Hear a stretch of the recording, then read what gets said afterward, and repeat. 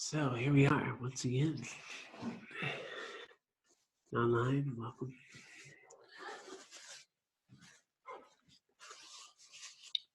So last week we were saying this context of practice as we continue our 6 parameters and 6 perfections.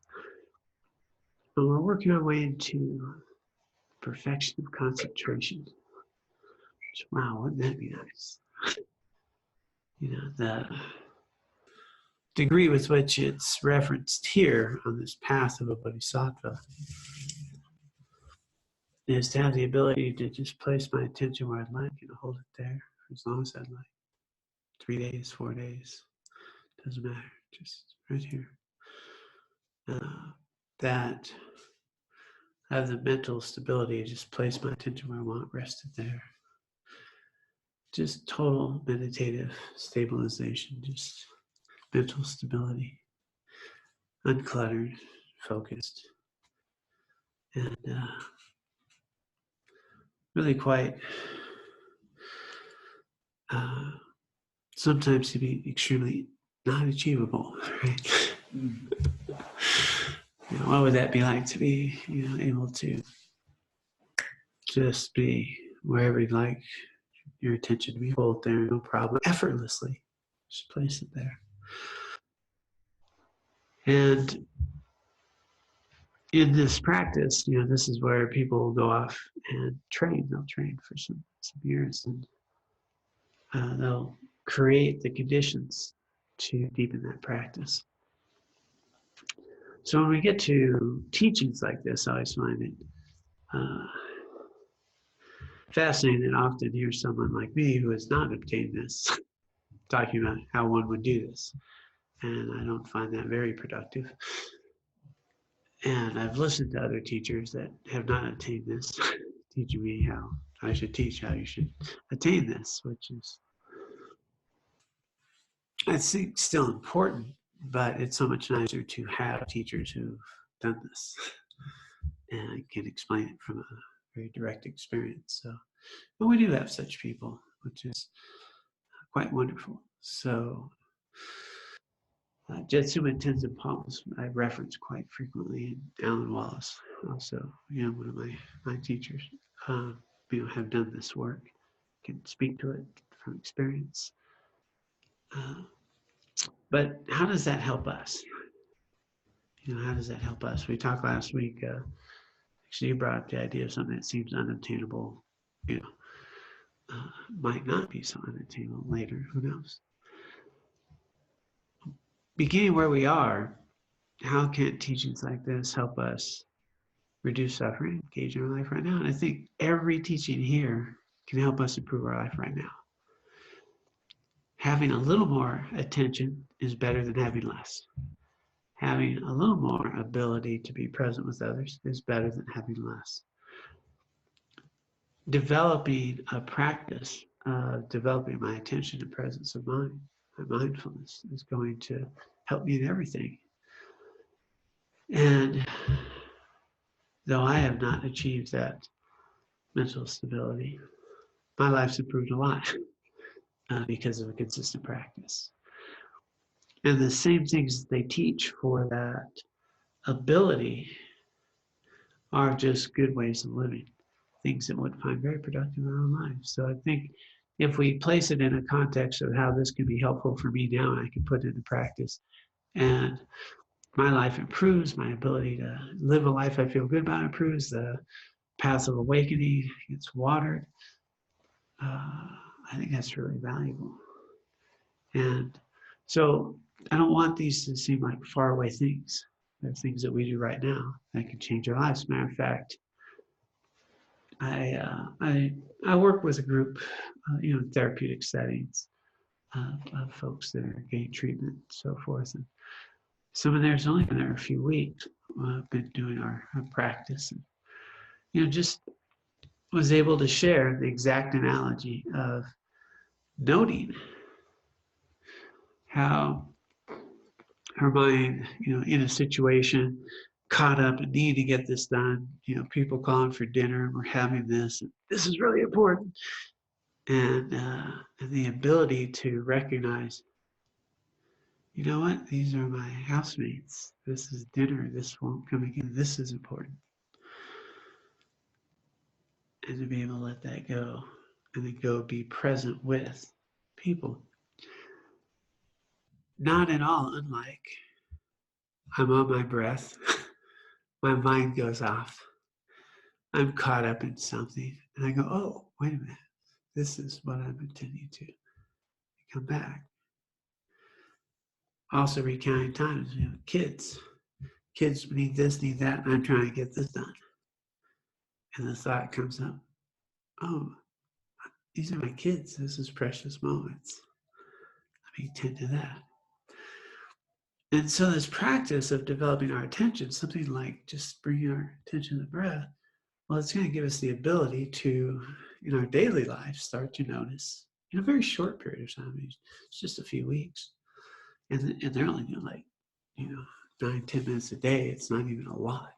But they are also in these other pieces will come together. Because it's not just how much I meditate. It's not just whether I sit in a certain way. It's not just, those things are, too often what we focus on. There's these other aspects that help us develop our attention and improve our meditation. So they're in this type of environment, and they are developing even short practice and already changing how they interact with others, how they can be more present with each other. And that can happen rather quickly. So these practices of developing my attention, being present, and being able to engage in life in a way that is more realistic, incorporating my ethics and values, really meaningful, really meaningful. And often people forget that what I do off the cushion impacts what I do on the cushion. And what I do on the cushion can help me off the cushion. They're not isolated events. So in these teachings, they have these sort of advice, right? 6 sort of prerequisites to maintain, to developing that opportunity to have that level of mind, of attention. And one is to live in a proper and conducive place. So that's a good question. Do I live in a proper and conducive place? Is my home, the sanctuary, is my home a very cluttered, busy place? Is my home safe? Do I, if I'm living in, a tough, crowded environment with gunshots going off next door, that's not very conducive. Here, in this valley, I think, much less of that worry. But do I live in an environment where, I don't have to worry about the neighbors, that my home is conducive, it's clear, it's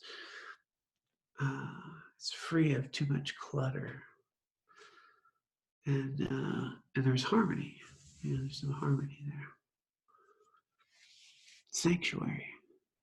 So, is there a place to practice this like that? Can I carve out a little place that's like that? What's it like to have a nice, conducive environment where I can meditate? And there's things like not being too close to my desk. If I have a desk at home, right? Creating an environment that is really conducive for that practice. And then, of course, they say don't get too attached to that environment. It's really conducive to practice because things change.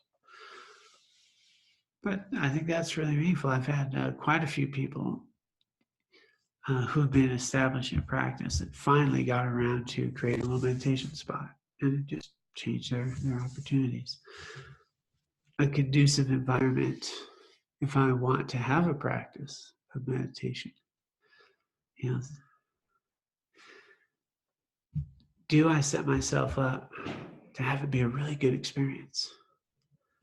right? Do I set myself up for it's something I have to go do? There's two different mindsets there.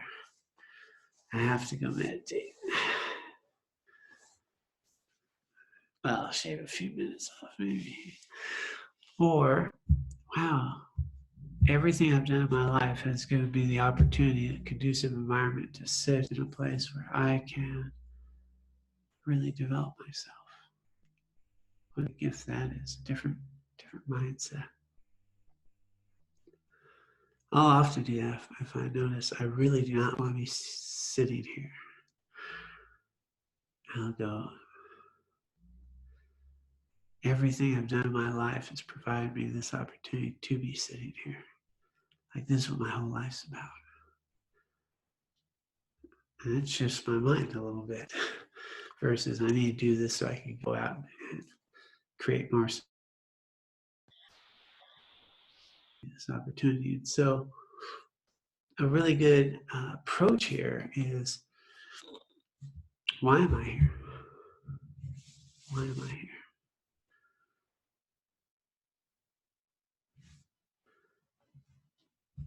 Do I meditate and do practice so I could work harder and do otherworldly things? Or do I work and do other things so that I can develop my practice? So I can cultivate my highest potential, so I can use this rare and precious human rebirth for its greatest capacity. You know, people pay a lot of money to go to retreat. Not when you go to our retreats, because but no, I mean, if you go to a retreat for, let's just say a week, I'm going to go for a retreat for a week. Often you'll pay well over $1,000, $1,200, whatever, 13 plus offerings to a teacher, plus travel. That's 1 week. 1 week. And then what you'll do at retreat is you'll sit and you'll meditate. And you'll receive some teachings. It's pretty cool. Nice and polite. Well, you could be doing that in your own living room or meditation room. And be sitting there thinking, man, I'd really rather be on retreat. It's interesting. Why don't we give ourselves retreat now? Which is not to disparage going to retreat. I think it's valuable. We offer them. I got a lot out of our last one. But if we'll put that much energy into creating that space, well, maybe we could be putting some of that energy into creating our own space right now. Wow. Spend a lot of time and energy,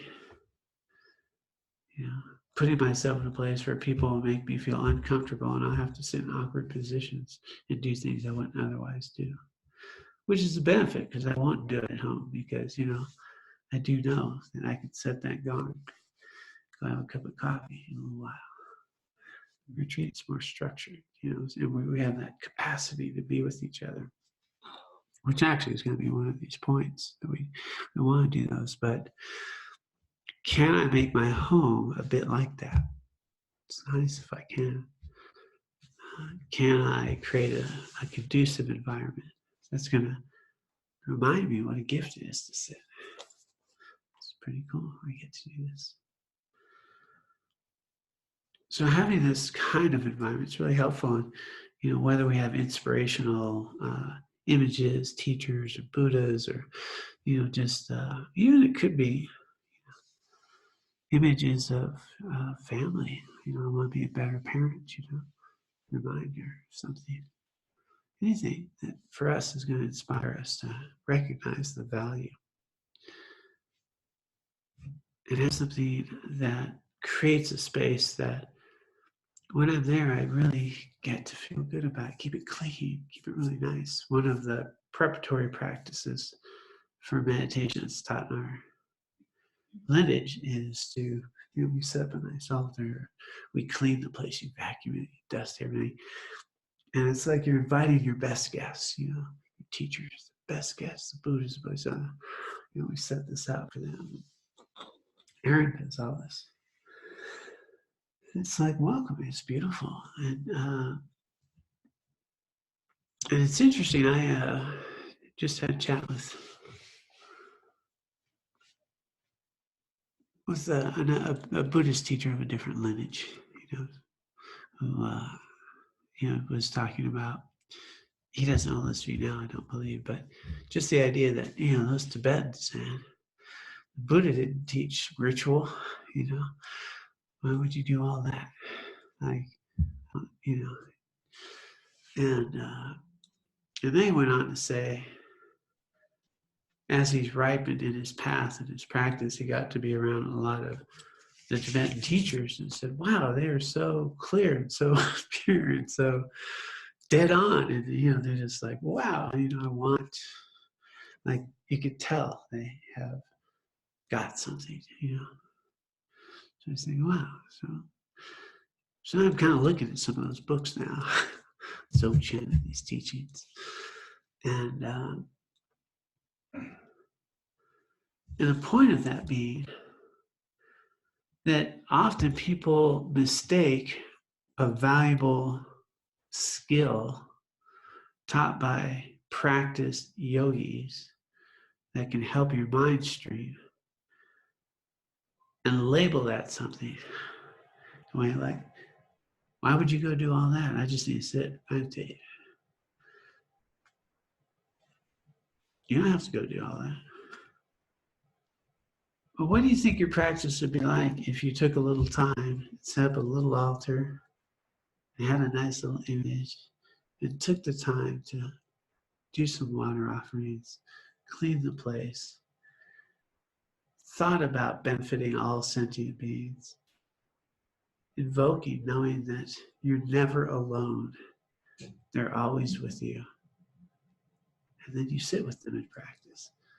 What would your mind be like after you set that up and you go to meditate? I've just found I've never regretted it, and I'm always in a better place. So it's a tool to ripen the mind, to shift it from worldly to an engaged practice. The Buddhists don't care. They're going to love you no matter what. I don't think they're thirsty either.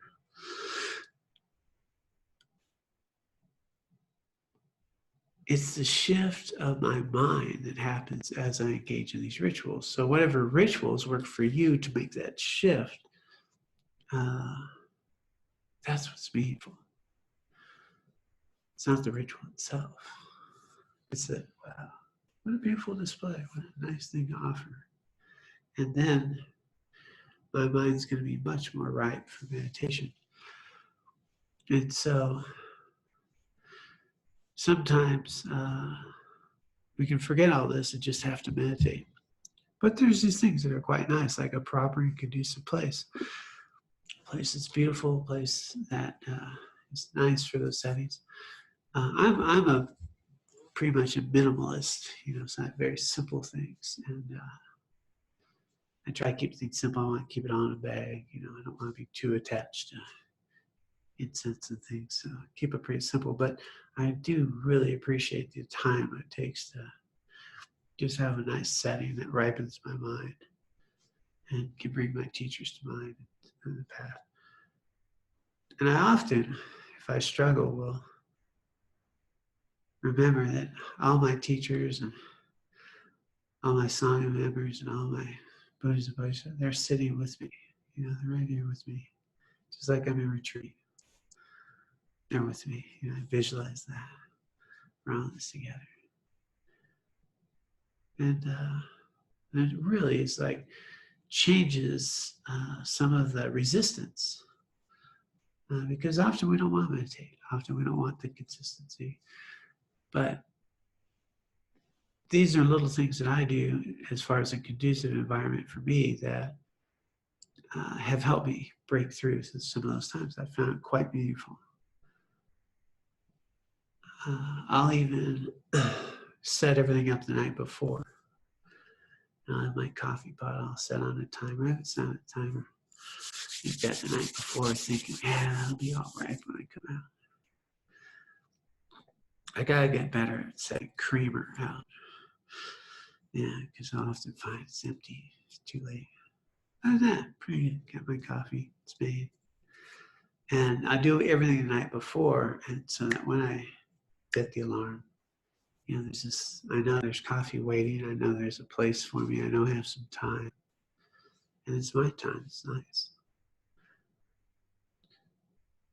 What would your life be like even if you didn't meditate? You had a half hour in the morning to be quiet, to wake up, to have your time.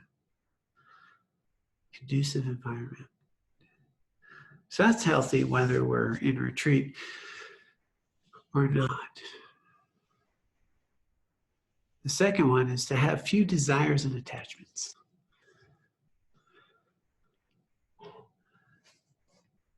I think that's just sound for life.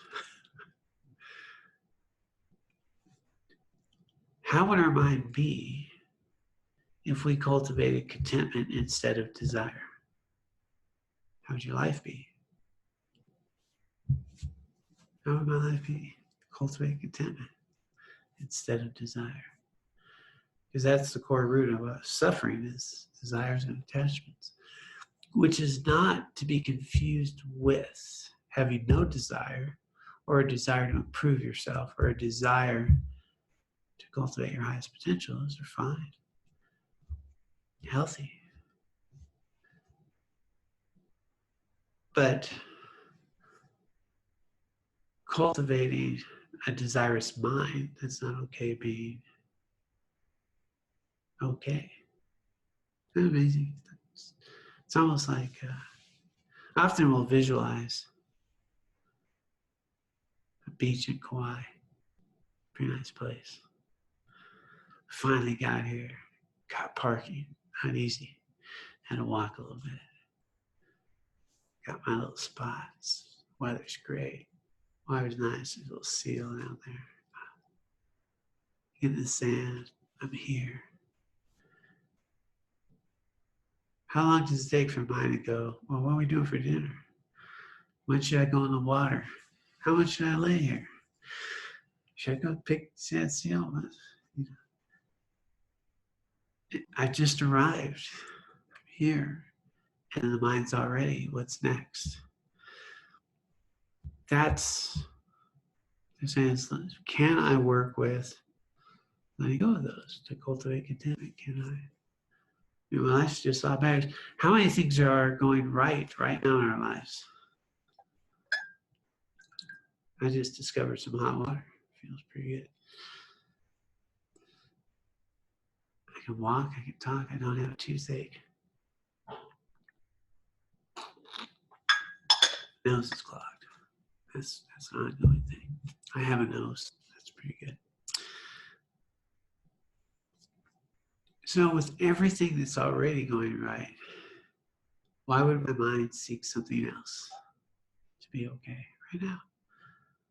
It's habit. It's a habit energy. And this advice of having few desires and attachments, how's that going to help me meditate? Well, it's going to help you meditate quite nicely. Right? Because my mind's not going to be, have you ever noticed that? Maybe not you, maybe it's just me, but I'll often sit down and my mind will want to go and start planning things. Come up with some great ideas, things to do.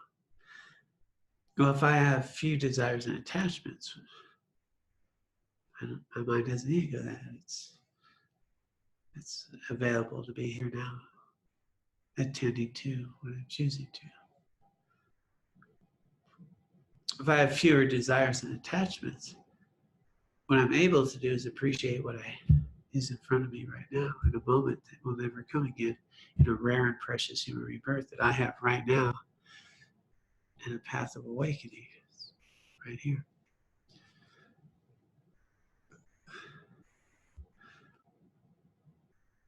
So I think that's just good advice. Few desires and attachments.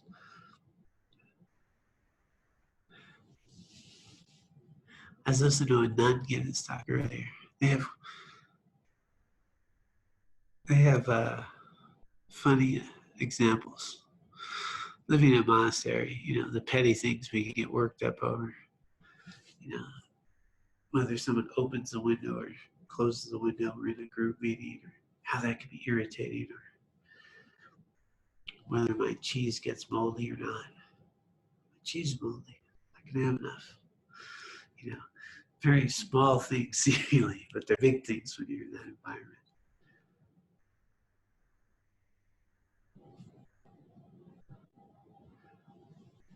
Anybody here a foodie? Oh yeah. Yeah. So there's often a great deal of art that comes with cookies. Samton is the nun here. She's quite a cook. Very particular about chai. She's from India. And the thing is, can you appreciate the value of a meal prepared with such intention and still be okay with a grilled cheese sandwich? I know it's amazing who went with the gourmet grilled cheese sandwiches, or a peanut butter and jelly sandwich, which could be quite delicious. So often, as we have access to things that are, offering, this next opportunity, we can't enjoy, what's in front of us now.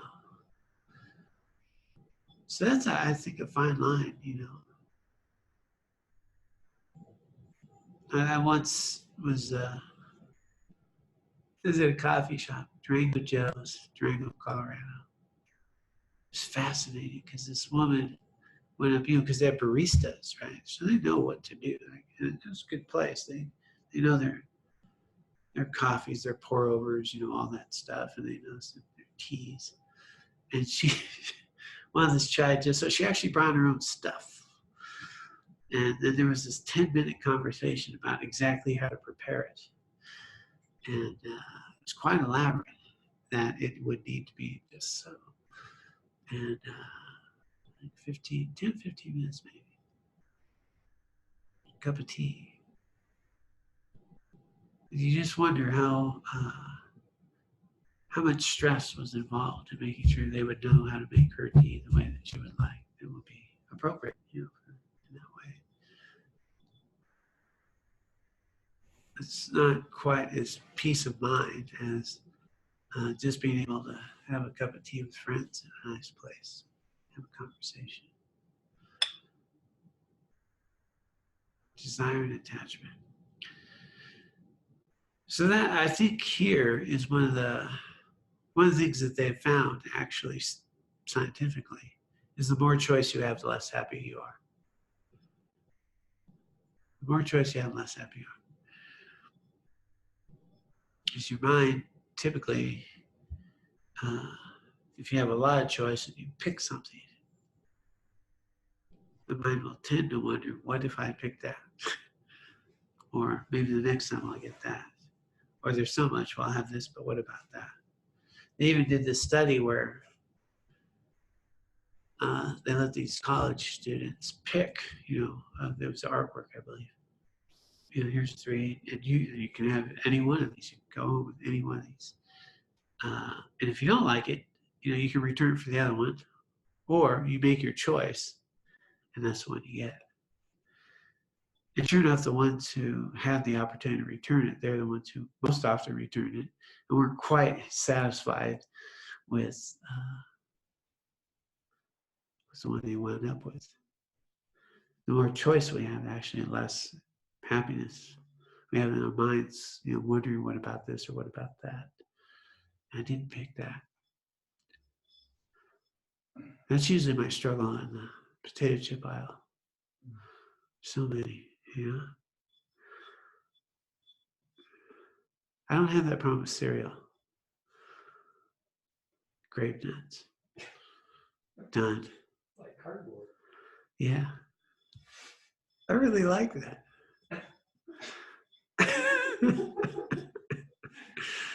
I used to travel as a monk, like there's all these breakfasts, so I'd just have a box of grape nuts. Yeah, it's good. I don't even put fruit on. Just yeah, no. But I like it. So, confession. So far, these are some things that we're talking about that aren't our meditation practice, but they're things that improve our meditation practice, improve our attention, improve our stability of mind. And so it's really valuable to watch when our mind starts cultivating those desires and attachments. And how often are they tied to that's going to give you how much pleasure for how long? What if I really thought it through and really worked up over having, this turn out that way? And then how long is that going to last?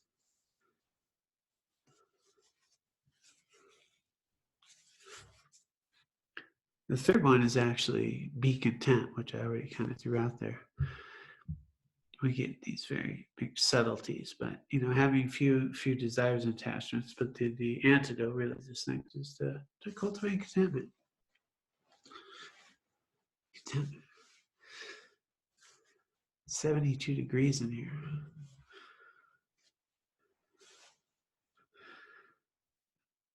It's pretty nice to be warm. Nice Wednesday night. Beautiful environment. Wherever you are online, hopefully you're comfortable. If I can't be okay now, if I can't have happiness now, if I can't have contentment now with everything that's going right in my life, whether I can walk and talk, I can see, I don't have a toothache, whatever those things are in this moment. So actually in this moment, do I even have an issue or a problem in this moment?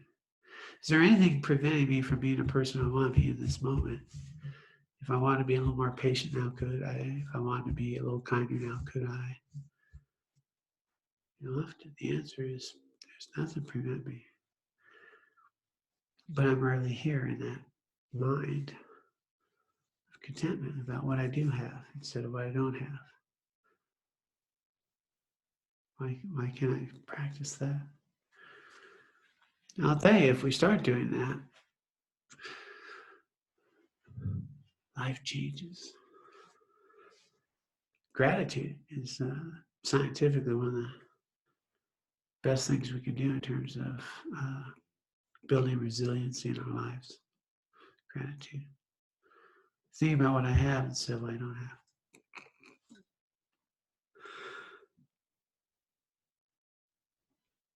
Fourth point, avoiding distraction and extraneous activities. Good luck with that.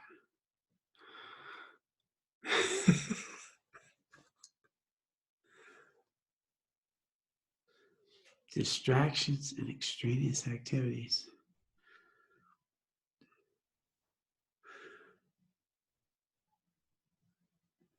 Has anyone noticed how often your mind wants to be distracted? I notice that a lot too. And what a gift it is when we don't have to go there. One of the really nice things when I took monastic vows, part of those vows we don't sing, you don't dance, you don't get caught up in like movies and TV and stuff. And people would say, "Wow, that doesn't sound very cool." If you saw me dance, it was probably okay. But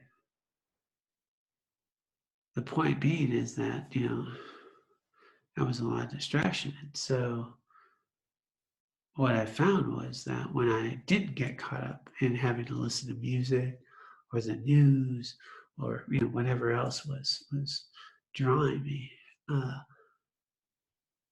the natural state of my mind without that is actually blissful. like, once you cut through the agitation, underneath that, what's already there is blissful. It's quite content. It's quite nice. You don't even have to achieve it. It's already there. It's just already there. It's like, wow. But our minds don't, they're so used to needing, distraction, attachment, and so forth. And that it never gets the discomfort of being quiet, being okay, doing it on purpose. You know, there's an analogy of, you know, when the lamas would say it's like right underneath us is just this gold, the nectar of everything, and it's all covered up with dirt, and we're sitting on it, and we don't even know it. And the dirt's the busyness and distraction of the mind. Cut through that, it's just like, wow. So nice. We pay people money to do that for us. A really good massage, a deprivation tank, you know, all that stuff to de-stress. Put some, what, like cucumbers on your eyes or something. Nice little mud bath. Just to have to work through all that. Well, imagine if you could just do that. It's already here. I don't need to. As a matter of fact, the practice, which I may or may not get time to talk about, actually releases blocks within our system and chronic blocks, just the stuff that people work on through a shamatha practice. A byproduct is those break up and loosen up. Your chi flows and your prana flows, and you know, just more naturally relaxed. It's called calm abiding, and that just happens through the practice, through this practice we just did, meditate. That those will happen, and you don't have to be super great at that for that to start happening. Yeah, I don't think I'm a good meditator. Follow directions, that's pretty good. But I've even been in a situation with, you know, people that just, you know, for a living, relax and release people, and just been around and go, wow, you know, that energy flows, just, you know, it's there, it's easy, you know, and that's just from sitting consistently for even short periods of time. So it's already there. But we will never discover it if we're distracted. If I'm always filling my time, there's no space. There's no space to notice. If I'm done with meditation, I'm off to doing something else. If I'm go home, I put my feet up, and then what do? Turn on the computer, turn on the TV, I don't know if people, I don't know. I'm a little out of touch with the TV thing. People still have them, right? Okay, because everything's on computer, you know, it's stuff, yeah. Like even, yeah. Anyway, I don't have one. But that doesn't prevent me from having YouTube or Netflix or what's the other one? Hulu, Amazon Prime. There's, you know, there's all this stuff that can happen, or some music, or I was distracted. So when I became a monk and we didn't do those things, yeah, it was uncomfortable for a while, but then it became like I can actually taste my hot water. I like it, which is really weird. I used to sit around like, they drink hot water. I think, why would you do that? You put some tea in there. Actually, it's really nice. You can be present for it. You can be present as your feet touch the ground. And when you're like that, you don't have to be thinking about everything else, because that's where stress is. All the mindfulness exercise that people teach, they fundamentally teach you to pay attention to something like walking or, you know, senses. And when you're doing that, people immediately find comfort because they're not thinking. They're aware, not thinking. And I'm aware. Just a break. It feels good. It feels really good. When you're doing any like skiing or bike riding, you're in the zone, right? You're in the flow. You're not having to think. You're just, and it feels good. It just feels good. It's the cognitive busyness of the mind that clutters it. And so you shared about your bike experience as well, but people need to go skiing, or I need to go hiking, or I need to do this, or I need to do that. And when they're doing that, so many people say my meditation is, doing this or doing that, because it's a time where they get to shut down the busyness of it all. And the thing is, you can do it right here, right now, without having to go do all that. If we practice, but it's very uncomfortable. Because the mind's going to want to turn on something. And so the thing is not to go hardcore.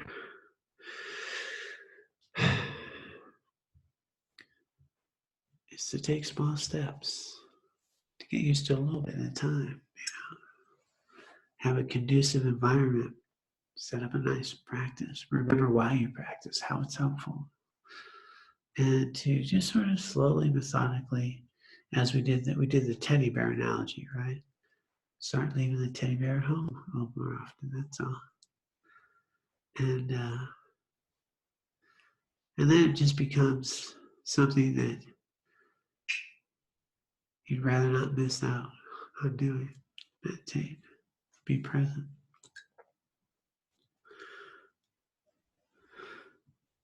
And distractions. And this doesn't mean you don't go skiing, or it doesn't mean you don't watch a movie. It doesn't mean those things. It means that we really cut down on those and notice how they'll take you away or rob you from something that is already available to you. And eventually, other things will become a lot more interesting. Other things will be a lot more interesting.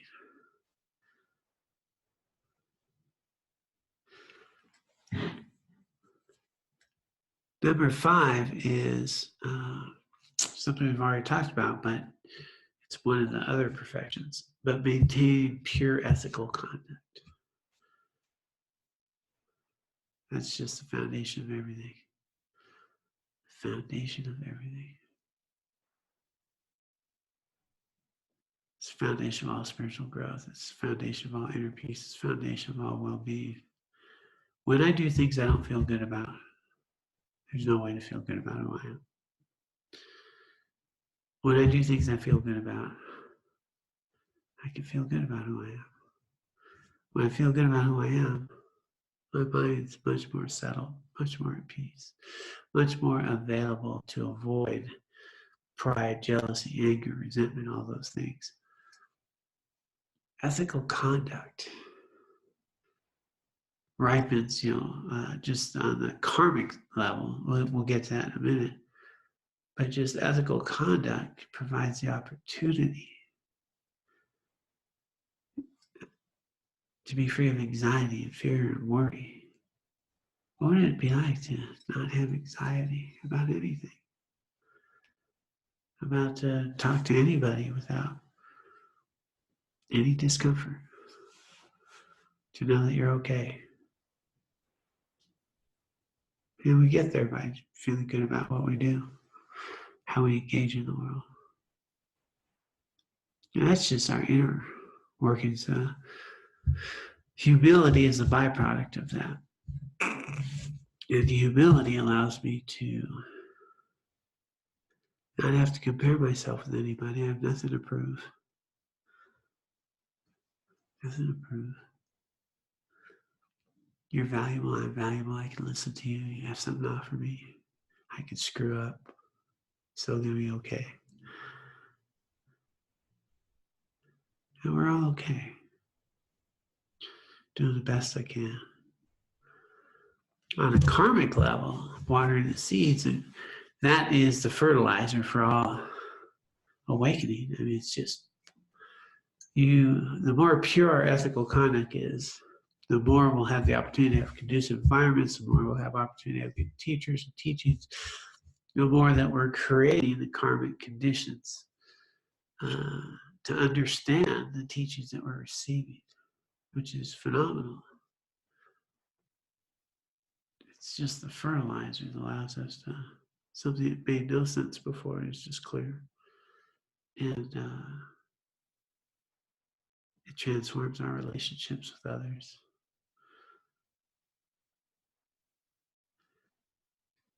Yeah.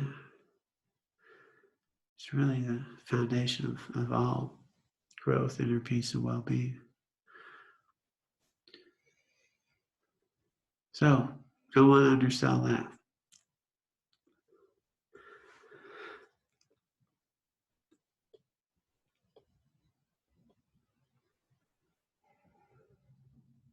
So the key here, I think, that I really want us to walk away with is, in order for us to develop mental stability, more attention, I need to be working on that when I'm off my cushion. I need to think about the environment I'm in. Am I in an environment even with others that is respectable with each other, respectful, not respectable, respectful with each other? Do we honor each other? Do we live in a conducive environment where I can be comfortable and at ease with others that I live with? Am I around people that support me on a path? So, and here part of conducive environment would be, even when they go off to meditate, yogis and all that, they'll be in clusters. They'll be in areas where there's other yogis around. They're not far away from everybody. They're practicing together. They try to practice where others are supporting that environment, even though they're on their own in their little room. But if I provide myself a conducive environment with the people I spend time with, the things that I do, that's also going to be a big part of this.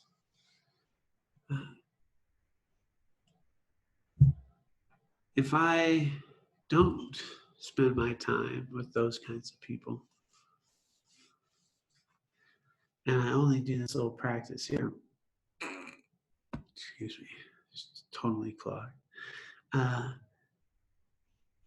Am I spending 12 hours out there talking to other people in distracted ways? Like, my environment impacts me, and that's important to note. There's this idea that I change me, I change my experience. That's true. But in order to change me, I need to create a conducive environment for that. I need to be around ethical people. I need to be around at home in a sanctuary that supports that. I need to put myself in a place that supports me growing and learning that I'm okay. And so not to be in a place that's critical of me, not to be in a place where it's abusive, and to really develop my community, my environments at work with each other. And at home, I talked the other week about John Francis, who stated that we are the environment, right? How we treat each other's environment. So it's important to put ourselves in those types of environments. And then have a regular practice. And how do we have a regular practice? I have time to go into that. Is to set yourself up nicely, like we've talked about. You know, I like to start the night before. I think that's valuable. To this day, if I don't set an alarm with a specific, this is when I get up, my head will go, man, you got time. It does. It'll still do that. As a matter of fact, I did it the other day. Actually, I slept right through it. Tuesday morning teaching, I was like 18 minutes late for it. Because I had a different sleeping arrangement. I didn't set my mental intention there. So it can still happen. And then have a practice that works for that. And here, there's something that's really pertinent, and that is, in order to develop mental stability, you need to do shamatha practice. That's how you develop mental stability. You don't develop it by doing vipassana practice. You don't develop it by doing metta practice. You don't develop it with these other compassion meditations. Those are all helpful, and they're designed to do other things. Every meditation practice that is authentic is designed to specifically address a specific mental affliction. That's what they are. This is the medicine. Here's my affliction. So shamatha, calm abiding, is the antidote to an obsessive compulsive busy mind. That's what it does. It develops attention. And so the practice of shamatha has these 3 developmental aspects and one very precise feature. The very precise feature is what makes something a shamatha practice over any other practice is that you attend to one thing to the exclusion of all else. Focus on one thing to the exclusion of all else. That's how we develop attention. It makes sense, right? I'm going to focus on this. My mind's going to do all this. I'm going to keep coming here. We use the breath. You can use a rock. You can use a twig. Often it's taught the image of a Buddha that you visualize, kind of ripen the mind. But what makes something unique as a shamatha is to focus on one thing to the exclusion of all else. There's subtle practices of shamatha, like awareness of awareness, which is, that's my object, is my awareness itself. But it's just that one thing, just awareness itself. Really powerful practice. So with shamatha, which is the way we cultivate attention, it's the way we develop mental stability, we develop that by training our attention on one thing. So that's a unique feature. With other like vipassanas or different types of, within the vipassana, even sensations and things, you're attending to a greater field of things and noting things as they come and go. So it's still going to help with some attention, but it's not going to be the same refinement that's subtle, where all sense consciousness dissolves and you can really rest here. So that's what this does, and the ability to hold it there. And there's 3 developmental processes: relaxation, stability, and vividness. So the analogy is often a tree. The roots of the tree is relaxation. And this is so nice. It's, when I first learned to meditate, no one taught me to relax. Sit down, here's the posture. Don't move, no matter what. I don't care if snot's pouring out of yourself, doesn't matter. Sit there and suck it up, buttercup. No matter what, no matter how much it hurts. And we're starting with an hour, And they didn't teach me, first relax. Get a comfortable place that you'd like to sit. Get in a place where your body can relax. And so those of you who've been coming a while, you've noticed that I would guide us, from the crown of the head. I'd actually guide us, relax the muscles in your eyes, relax your jaw, relax your shoulders. So there's this just methodical going through that just relaxes and releases tension.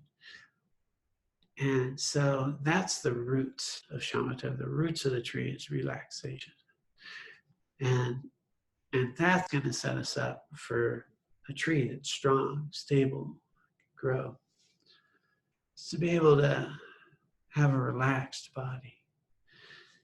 And as we mentioned earlier, we pay people to do that for us. So we're not used to it. We're not very used to having a relaxed body. Typically, if our body gets relaxed, we do this, fall asleep. It's so unusual to be alert and relaxed.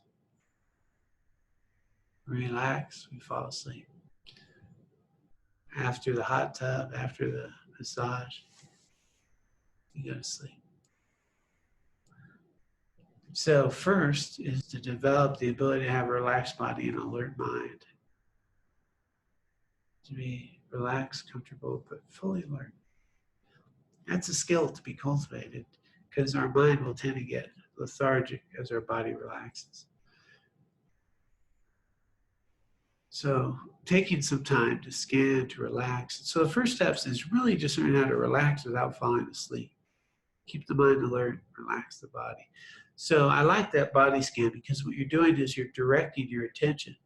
So you're practicing directing your attention.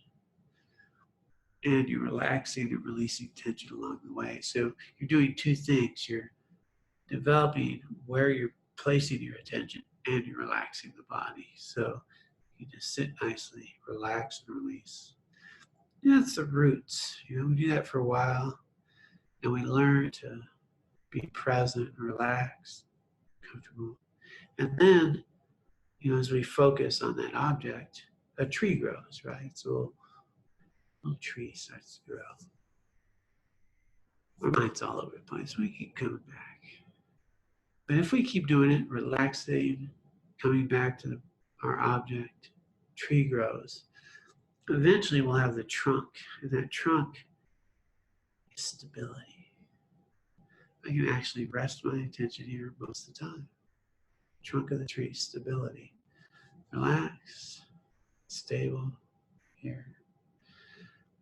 Mostly it's gross attention. So gross attention, if let's say your object's the breath. So I use that a lot. Sometimes you can have your mind a bit wandering, but you haven't lost the breath. It's kind of like I got my toe over there, but my mind's kind of getting over here. But I haven't lost it. I'm still here. I know it's the breath. That's gross attention. So that counts, and that tree grows. And it becomes, really something that I don't lose track of the breath, even though my mind's starting to go here or there. And then after a while, this real nice tree grows. And then the third aspect is what they call vividness, the leaves. The leaves are vividness, high resolution, just I'm here, I'm really here, vibrantly attentive, just clear, crystal clear. And, that's just a way of being just with crystal clear awareness. There's these 9 levels, which they talk about. But those 3 aspects are sequential, really. And so with that practice, always making some time to relax. Something would have you do these little exercises, do stuff with your tongue, open your eyes, do all that. Really, you have these nice exercises. Relax, focused, and then we just start doing our practice. And if we do that consistently, we'll notice a difference over time. Any questions at this point? And I'll put that out there to people online as well.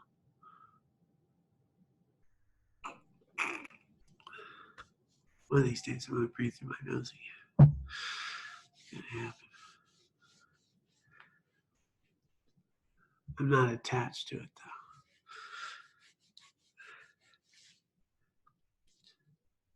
So one thing I think is really important to note here, let's say I'm going to do my practice. I'm going to choose the breath, let's say. And then I'm going to start evaluating my practice. And I'm going to say things like, man, I had a terrible meditation. I had a really great meditation. Oh, my mind's over. I can't meditate. The way to evaluate a meditation practice is, did you follow the directions? If you did that, nailed it. We do not evaluate a meditation practice by how our mind was in a session. That is a recipe for disaster.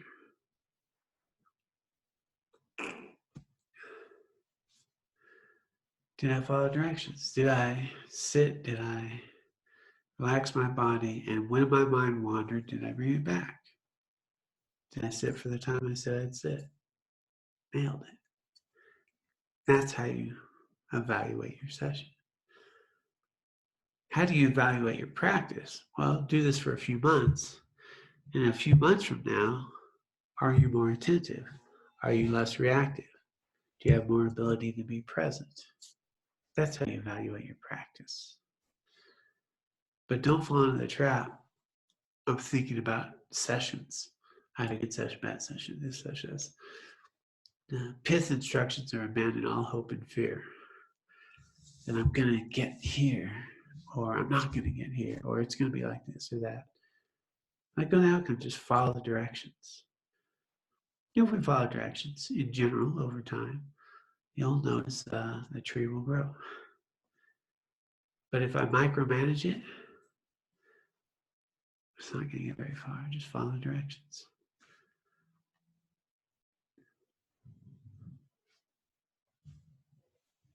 So I normally just say, when I guide this meditation, the breath. And I'll just say, pay attention, breath. There's different places in the breath we can attend to. I like to leave it open because I assume some people have a practice. And you could pay attention to the sensations of the breath, in, out, the length of the breath. Good starting point. But there's also an opportunity to just pay attention to the rise and the fall of the abdomen. Right? The rise and fall of the abdomen. If you notice your mind's really busy, sometimes that's a good place to go. Very tangible. It rises and it falls. It's right here in the center of you. And so we say, the breath, you can just pay attention to the rise and the fall of the abdomen. And then the other aspect is often taught is right here at the aperture of the nostrils. Very more subtle. And so you just start paying attention to the breath as it enters and exits right here. And it gets very subtle. It's nice. As you do it over a period of time, that becomes a practice. It will actually help you focus because the breath gets real subtle, and so you have to focus a little more. It kind of sharpens your focus. And so even with the breath, there's these three places that I think are good to have people play with the breath. So find what works for you. Sometimes, like I'll even lead when doing a retreat, a tour, spend a while in the whole breath, we'll shift to the belly, and we'll come up to the aperture. I let that happen. But again, it's the idea is I'm focused on one thing to the exclusion of all else. Do I need to sit cross-legged? No. Can I sit in a chair? Yes. Can I lie down? Yes. I don't encourage people to do that right away because they sleep a lot. But Alan's a big proponent of Shavasana, laying down. He calls it the infirmary. It's really, play contact. So laying down, in a formal meditation posture, laying down is helpful. The other thing about shamatha, which came up last week, was movement. Shamatha practice is done seated or laying down. It's stillness of the body. And the idea is that the more I can still my body, I can still the mind. Other meditations, like walking meditation, same. Those are, again, designed for other things, can work really well for other things. But this practice, seated in a comfortable posture, straight back. Of the 7 points that they teach, I found that the two that are, I think, pretty, if you have those two, one straight back. Just straight back. They always think of something pulling you up. You just, And that posture allows for a really nice flow. It allows your belly to rise and fall naturally. Good posture. You can do that in a chair. You can do it seated here. And tongue touching the roof of the mouth. That allows for a contact point where prana flows naturally. You swallow less. So of all the sort of formal posture, I think if you have those two, you can be really productive in your practice. And that the posture is different from any other posture. We don't typically sit like this, even in a chair. So that's my meditation posture. If I do the same posture, my mind will more quickly follow. Because they don't know we're here to meditate. But if I change my posture all the time, the mind won't follow as easily. So that's it. Routine, cultivation, instructions in Gomgyap. Gomgyap is to become familiar with something, whatever meditate on. And so part of familiarity is posture, and then familiarity with the object of my meditation, cultivate. And so the more we do the same routine, the more we become familiar with it, and then everything will fall in more naturally. So consistency is big. If you don't have the time to do your normal practice every day, just sit for a little less, but still do it. The consistency day to day is what will transform your life. Not the length of time, it's the quality of the time. Following the directions, doing it consistently, we can add time later. Instead of doing an hour here and there, 10 minutes consistently every day, or 15 and 24, so forth. Consistently every day, following the directions. That's going to develop quality. And let's dedicate the collective merits, wisdom we've accumulated here today and through our lifetimes, individually and collectively. And let's dedicate this for the health and healing of those we just called to mind, as well as all other sentient beings.